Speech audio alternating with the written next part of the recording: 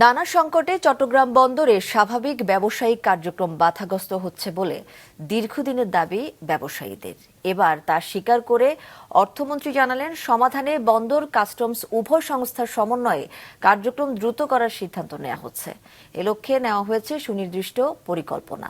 চট্টগ্রাম থেকে নাজমুল সাদিকের রিপোর্ট, ক্যামেরায় ছিলেন রবিউল টিপু। চট্টগ্রাম বন্দরে পণ্য খালাসের দীর্ঘসূত্রিতা, বন্দর কাস্টমস কাজের সমন্বয়ের অভাব, নিলামযোগ্য কন্টেইনার বন্দর ইয়ার্ডে পড়ে থাকা সহ বিভিন্ন সমস্যা নিয়ে ব্যবসায়ীদের অভিযোগ দীর্ঘদিনের। তাদের দাবি, চট্টগ্রাম বন্দর ও কাস্টমস সহ পণ্য আমদানি রপ্তানির নানা ধাপে প্রতিবন্ধকতা সৃষ্টি করছেন সংশ্লিষ্টরা। চট্টগ্রাম বন্দরে 10,000 কন্টেইনার নিলামের জন্য স্টক আপ হয়ে আছে, এটা আমরা আশা করি না।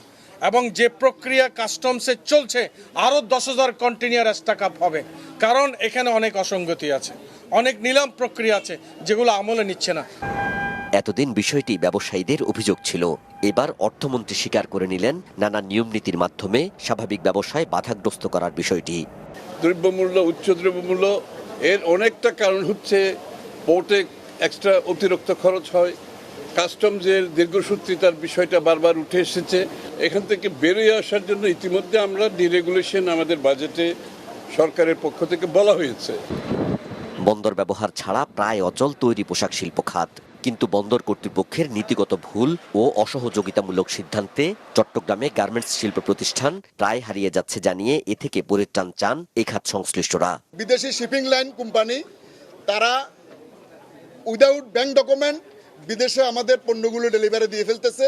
এর কারণে হাজার হাজার কোটি টাকার বৈদেশিক মুদ্রা আজকে অপ্রত্যাবাসিত রয়েছেন। তবে বন্দর কার্যক্রমে গতিশীলতা আনা ও জটিলতা কাটাতে বন্দর কাস্টমস কর্মকর্তাদের সমন্বয়ে কাজ করার সিদ্ধান্তের কথা জানিয়েছেন অর্থমন্ত্রী।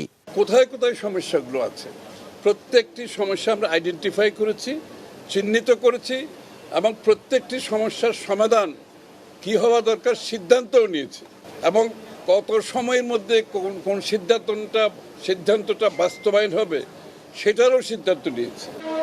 কোনো বাধা ছাড়াই বন্দর থেকে পণ্য খালাস হবে, আর যারাই বন্দর চালাক তাদেরকে সরকারের নিয়ম মেনে চলতে হবে বলে জানান তিনি। নাজমুল সাদিকি, মাছরাঙ্গা সংবাদ, চট্টগ্রাম।